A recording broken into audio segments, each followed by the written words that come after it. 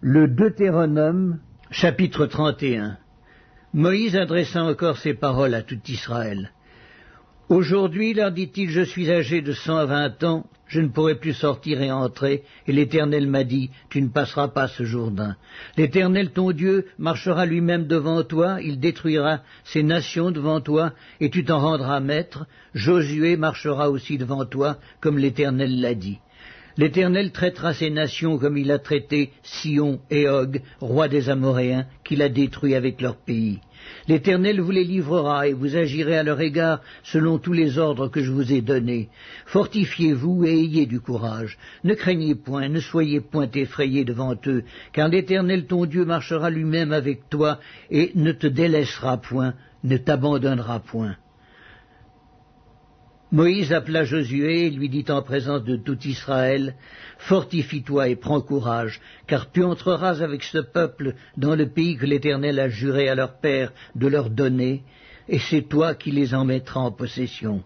L'Éternel marchera lui-même devant toi, il sera lui-même avec toi, il ne te délaissera point, il ne t'abandonnera point, ne crains point et ne t'effraie point. » Moïse écrivit cette loi, il la remit au sacrificateur, fils de Lévi, qui portait l'arche de l'alliance de l'Éternel, et à tous les anciens d'Israël. Moïse leur donna cet ordre. Tous les 7 ans, à l'époque de l'année d'Urlache, à la fête des tabernacles, quand tout Israël viendra se présenter devant l'Éternel ton Dieu, dans le lieu qu'il choisira, tu liras cette loi devant tout Israël en leur présence. Tu rassembleras le peuple, les hommes et les femmes, les enfants, l'étranger qui sera dans tes portes, afin qu'ils t'entendent et afin qu'ils apprennent à craindre l'Éternel votre Dieu, à observer et à mettre en pratique toutes les paroles de cette loi. Et leurs enfants qui ne la connaîtront pas l'entendront, et ils apprendront à craindre l'Éternel votre Dieu tout le temps que vous vivrez dans le pays dont vous prendrez possession après avoir passé le Jourdain. L'Éternel dit à Moïse, « Voici, le moment approche où tu vas mourir. Appelle Josué et présentez-vous dans la tente d'assignation. Je lui donnerai mes ordres. » Moïse et Josué allèrent se présenter dans la tente d'assignation. Et l'Éternel apparut dans la tente dans une colonne de nuée, et la colonne de nuée s'arrêta à l'entrée de la tente. L'Éternel dit à Moïse, « Voici, tu vas être couché avec tes pères, et ce peuple se lèvera et se prostituera après les dieux étrangers du pays au milieu duquel il entre. Il m'abandonnera, il violera mon alliance que j'ai traitée avec lui. En ce jour-là, ma colère s'enflammera contre lui. Je les abandonnerai, je leur cacherai ma face. Il sera dévoré, il sera la proie d'une multitude de maux et d'afflictions. Et alors il dira, n'est-ce point parce que mon Dieu n'est pas au milieu de moi que ces maux m'ont atteint? Et moi je cacherai ma face en ce jour-là à cause de tout le mal qu'il aura fait en se tournant vers d'autres dieux. Maintenant écrivez ce cantique. Enseigne-le aux enfants d'Israël, mets-le dans leur bouche, et que ce cantique me serve de témoin contre les enfants d'Israël. Car je mènerai ce peuple dans le pays que j'ai juré à ses pères de lui donner, pays où coule le lait et le miel. Il mangera, il se rassasiera, s'engraissera. Puis il se tournera vers d'autres dieux et les servira. Il me méprisera et violera mon alliance. Quand alors il sera atteint par une multitude de maux et d'afflictions, ce cantique, qui ne sera point oublié et que la postérité aura dans la bouche, déposera comme témoin contre ce peuple. Je connais en effet ces dispositions qui déjà se manifestent aujourd'hui, avant même que j'aie fait entrer dans le pays que j'ai juré de lui donner. En ce jour-là, Moïse écrivit ce cantique, et il l'enseigna aux enfants d'Israël. L'Éternel donna ses ordres à Josué, fils de Nun. Il dit, « Fortifie-toi et prends courage, car c'est toi qui feras entrer les enfants d'Israël dans le pays que j'ai juré de leur donner, et je serai moi-même avec toi. » Lorsque Moïse eut complètement achevé d'écrire dans un livre les paroles de cette loi, il donna cet ordre aux Lévites qui portaient l'arche de l'alliance de l'Éternel. Prenez ce livre de la loi et mettez-le à côté de l'arche de l'alliance de l'Éternel votre Dieu, et il sera là comme témoin contre toi. Car je connais ton esprit de rébellion et la roideur de ton cou. Si vous êtes rebelles contre l'Éternel pendant que je suis encore vivant au milieu de vous, combien plus le serez-vous après ma mort? Assemblez devant moi tous les anciens de vos tribus et vos officiers. Je dirai ces paroles en leur présence. et je prendrai à témoin contre eux le ciel et la terre, car je sais qu'après ma mort, vous vous corromprez, et que vous vous détournerez de la voie que je vous ai prescrite. Et le malheur finira par vous atteindre quand vous ferez ce qui est mal aux yeux de l'Éternel, au point de l'irriter par l'œuvre de vos mains. » Moïse prononça dans leur entier les paroles de ce cantique en présence de toute l'assemblée d'Israël. Le Deutéronome, chapitre 32. Cieux, prêtez l'oreille et je parlerai. Terre, écoute les paroles de ma bouche, que mes instructions se répandent comme la pluie, que ma parole tombe comme la rosée, comme des ondées sur la verdure, comme des gouttes d'eau sur l'herbe. Car je proclamerai le nom de l'Éternel. Rendez gloire à notre Dieu. Il est le rocher, ses œuvres sont parfaites, car toutes ses voies sont justes. C'est un Dieu fidèle et sans iniquité, il est juste et droit. S'ils se sont corrompus, à lui n'est point la faute, la honte est à ses enfants, race fausse et perverse.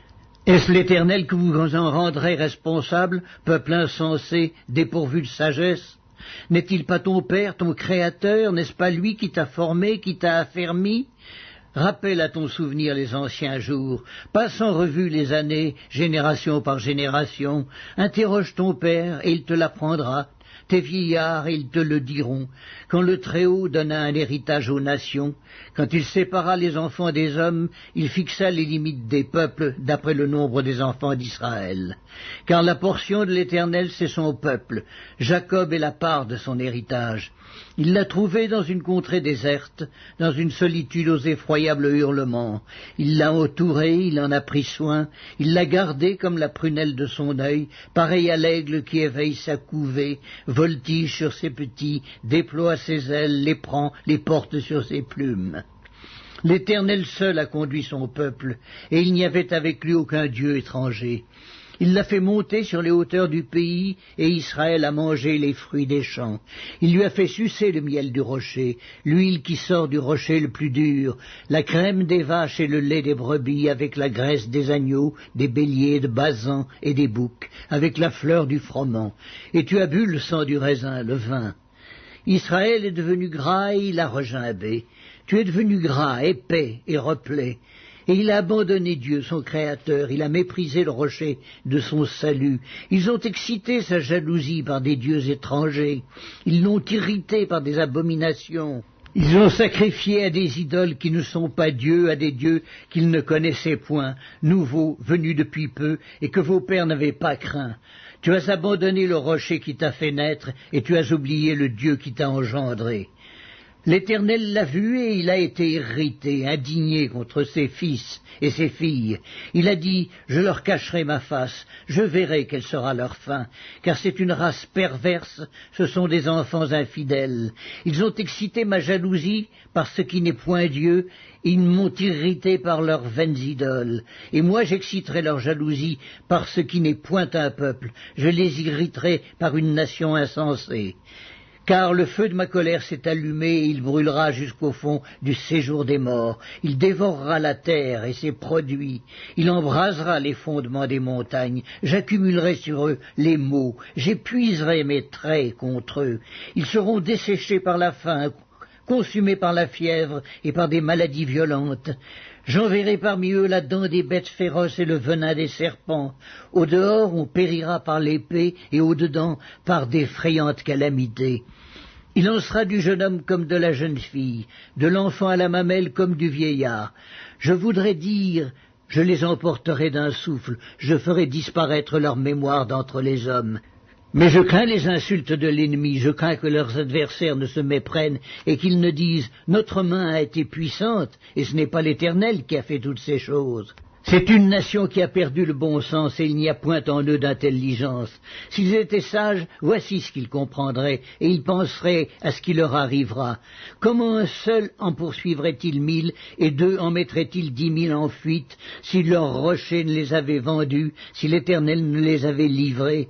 Car leur rocher n'est pas comme notre rocher, nos ennemis en sont juges, mais leur vigne est du plan de Sodome et du terroir de Gomorrhe. Leurs raisins sont des raisins empoisonnés, leurs grappes sont amères, leur vin c'est le venin des serpents, c'est le poison cruel des aspics. Cela n'est-il pas caché près de moi, scellé dans mes trésors? À moi la vengeance et la rétribution quand leur pied chancellera, car le jour de leur malheur est proche, et ce qui les attend ne tardera pas. L'Éternel jugera son peuple, mais il aura pitié de ses serviteurs en voyant que leur force est épuisée et qu'il n'y a plus ni esclaves ni hommes libres. Il dira: où sont leurs dieux, leurs rochers qui leur servaient de refuge, ces dieux qui mangeaient la graisse de leurs victimes, qui buvaient le vin de leurs libations? Qu'ils se lèvent, qu'ils vous secourent, qu'ils vous couvrent de leur protection.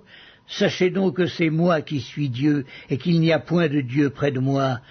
Je fais vivre et je fais mourir, je blesse et je guéris, et personne ne délivre de ma main. Car je lève ma main vers le ciel, je dis, je vis éternellement. Si j'aiguise l'éclair de mon épée, et si ma main saisit la justice, je me vengerai de mes adversaires, et je punirai ceux qui me haïssent. Mon épée dévorera leur chair, du sang des blessés et des captifs, de la tête des chefs de l'ennemi. Nation, chantez les louanges de son peuple. Car l'Éternel venge le sang de ses serviteurs, il se venge de ses adversaires, et il fait l'expiation pour son pays, pour son peuple. Moïse vint et prononça toutes les paroles de ce cantique en présence du peuple. Josué, fils de Nun, était avec lui. Lorsque Moïse eut achevé de prononcer toutes ces paroles devant tout Israël, il leur dit: prenez à cœur toutes les paroles que je vous conjure aujourd'hui de recommander à vos enfants, afin qu'ils observent et mettent en pratique toutes les paroles de cette loi. Car ce n'est pas une chose sans importance pour vous, c'est votre vie, et c'est par là que vous prolongerez vos jours dans le pays dont vous aurez la possession, après avoir passé le Jourdain. Ce même jour, l'Éternel parla à Moïse et dit: monte sur cette montagne d'Abarim, sur le mont Nebo, au pays de Moab, vis-à-vis de Jéricho, et regarde le pays de Canaan, que je donne en propriété aux enfants d'Israël. Tu mourras sur la montagne où tu vas monter, et tu seras recueilli auprès de ton peuple, comme Aaron, ton frère, est mort sur la montagne de Hor, et a été recueilli auprès de son peuple. Parce que vous avez péché contre moi au milieu des enfants d'Israël, près des eaux de Mériba, à Kadès, dans le désert de Tsin, et que vous ne m'avez point sanctifié au milieu des enfants d'Israël. Tu verras le pays devant toi, mais tu n'entreras point dans le pays que je donne aux enfants d'Israël. Le Deutéronome, chapitre 33. Voici la bénédiction par laquelle Moïse, homme de Dieu, bénit les enfants d'Israël avant sa mort. Il dit: L'Éternel est venu de Sinaï, il s'est levé sur eux de Séhir, il a resplendi de la montagne de Paran, et il est sorti du milieu des saintes myriades. Il leur a de sa droite envoyé le feu de la loi. Oui, il aime les peuples. Tous ses saints sont dans ta main. Ils se sont tenus à tes pieds, ils ont reçu tes paroles. Moïse nous a donné la loi, héritage de l'assemblée de Jacob. Il était roi en Israël quand s'assemblaient les chefs du peuple et les tribus d'Israël. Que Ruben vive et qu'il ne meure point et que ses hommes soient nombreux. Voici sur Judas ce qu'il dit. Écoute, ô Éternel, la voix de Judas, et ramène-le vers son peuple, que ses mains soient puissantes, et que tu lui sois en aide contre ses ennemis. Sur Lévi, il dit: les Tumim et les Urim ont été confiés à l'homme saint que tu as tenté à Massa, et avec qui tu as contesté aux eaux de Mériba. Lévi dit de son père et de sa mère: je ne les ai point vus. Il ne distingue point ses frères, il ne connaît point ses enfants, car ils observent ta parole et ils gardent ton alliance. Ils enseignent tes ordonnances à Jacob et ta loi à Israël. Ils mettent l'encens sous tes narines et l'holocauste sur ton autel. Bénis sa force, ô Éternel, agrée l'œuvre de ses mains, brise les reins de ses adversaires et que ses ennemis ne se relèvent plus. Sur Benjamin, il dit: c'est le bien-aimé de l'Éternel, il habitera en sécurité auprès de lui. L'Éternel le couvrira toujours et résidera entre ses épaules. Sur Joseph, il dit: son pays recevra de l'Éternel en signe de bénédiction le meilleur don du ciel, la rosée, les meilleures eaux qui sont en bas, les meilleurs fruits du soleil, les meilleurs fruits de chaque mois, les meilleurs produits des antiques montagnes, les meilleurs produits des collines éternelles, les meilleurs produits de la terre et de ce qu'elle renferme. Que la grâce de celui qui apparut dans le buisson vienne sur la tête de Joseph, sur le sommet de la tête du prince de ses frères. De son taureau premier-né, il a la majesté, ses cornes sont les cornes du buffle, avec elles il frappera tous les peuples, jusqu'aux extrémités de la terre. Elles sont les myriades d'Éphraïm, elles sont les milliers de Manassé. Sur Zabulon, il dit, réjouis-toi, Zabulon, dans tes courses, et toi, Issachar, dans tes tentes. Ils appelleront les peuples sur la montagne. Là, ils offriront des sacrifices de justice, car ils suceront l'abondance de la mer et les trésors cachés dans le sable. Sur Gad, il dit, béni soit celui qui met Gad au large. Gad repose comme une lionne, il déchire le bras et la tête. Il a choisi les prémices du pays, car là est caché l'héritage du législateur. Il a marché en tête du peuple, il a exécuté la justice de l'Éternel et ses ordonnances envers Israël. Sur Dan, il dit, Dan est un jeune lion qui s'élance de Basan. Sur Nephtali, il dit, Nephtali, rassasié de faveur et comblé des bénédictions de l'Éternel, prend possession de l'Occident et du Midi. Sur Azer, il dit, béni soit Azer entre les enfants d'Israël, qu'il soit agréable à ses frères, et qu'il plonge son pied dans l'huile, que tes verrous soient de fer et d'airain, et que ta vigueur dure autant que tes jours. Nul n'est semblable au Dieu d'Israël, il est porté sur les cieux pour venir à ton aide. Il est avec majesté porté sur les nuées. Le Dieu d'éternité est un refuge, et sous ses bras éternels est une retraite. Devant toi il a chassé l'ennemi, et il a dit « Extermine ». Israël est en sécurité dans sa demeure. La source de Jacob est à part, dans un pays de blé et de moût, et son ciel distille la rosée. Que tu es heureux, Israël! Qui est comme toi, un peuple sauvé par l'Éternel, le bouclier de ton secours et l'épée de ta gloire? Tes ennemis feront défaut devant toi et tu fouleras leurs lieux élevés. Le Deutéronome, chapitre 34. Moïse monta des plaines de Moab sur le mont Nebo, au sommet du Pisga, vis-à-vis de Jéricho, et l'Éternel lui fit voir tout le pays. Galaad jusqu'à Dan, tout Nephtali, le pays d'Éphraïm et de Manassé, tout le pays de Juda jusqu'à la mer occidentale, le Midi, les environs du Jourdain, la vallée de Jéricho, la ville des palmiers, jusqu'à Tsoar. L'Éternel lui dit, c'est là le pays que j'ai juré de donner à Abraham, à Isaac et à Jacob, en disant, je le donnerai à ta postérité. Je te l'ai fait voir de tes yeux, mais tu n'y entreras point. Moïse, serviteur de l'Éternel, mourut là, dans le pays de Moab, selon l'ordre de l'Éternel. Et l'Éternel l'enterra dans la vallée, au pays de Moab, vis-à-vis de Beth-péor. Personne n'a connu son sépulcre jusqu'à ce jour. Moïse était âgé de 120 ans lorsqu'il mourut. Sa vue n'était point affaiblie et sa vigueur n'était point passée. Les enfants d'Israël pleurèrent Moïse pendant 30 jours dans les plaines de Moab, et les jours de pleurs et de deuil sur Moïse arrivèrent à leur terme. Josué, fils de Nun, était rempli de l'esprit de sagesse, car Moïse avait posé ses mains sur lui. Les enfants d'Israël lui obéirent et se conformèrent aux ordres que l'Éternel avait donnés à Moïse. Il n'a plus paru en Israël de prophète semblable à Moïse, que l'Éternel connaissait face à face. Nul ne peut lui être comparé pour tous les signes et les miracles que Dieu l'envoya faire au pays d'Égypte, contre Pharaon, contre ses serviteurs et contre tout son pays, et pour tous les prodiges de terreur que Moïse accomplit à main forte sous les yeux de tout Israël.